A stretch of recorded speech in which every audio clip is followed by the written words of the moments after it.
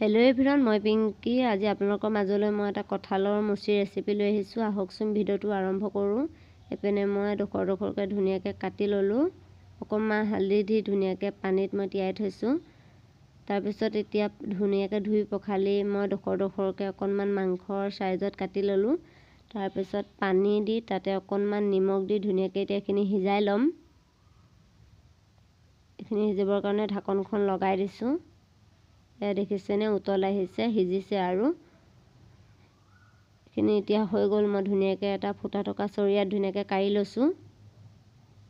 এয়া দেখিছেনে, মই গোটেইখিনি কাঢ়ি লৈছোঁ।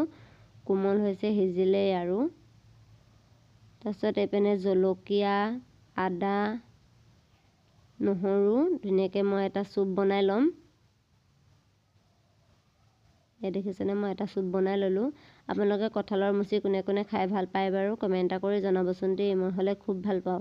আৰু এইপিনে আলু, পিঁয়াজ ধুনীয়াকৈ কাটি লৈছোঁ। তাৰপিছত কেৰাহীখনত তেল দি তেলখিনি অকণমান মই গৰম হ'বলৈ দিম। গৰম হোৱাৰ পিছত ইয়াতে মই কাটি লোৱা পিঁয়াজ দি দিছোঁ। পিঁয়াজ দি আদা নহৰু পেষ্টখিনি দি দিছোঁ। দি অকণমান মই ভাজি ল'ম। ইয়াতে মই এতিয়া সোৱাদমতে হালধি, নিমখ দিছোঁ। দি অকণমান ৰং হোৱালৈকে ভাজি ল'ম আকৌ ধুনীয়াকৈ। তাৰপিছতে ইয়াতে কঁঠালৰ মুচিখিনি দি দিছোঁ।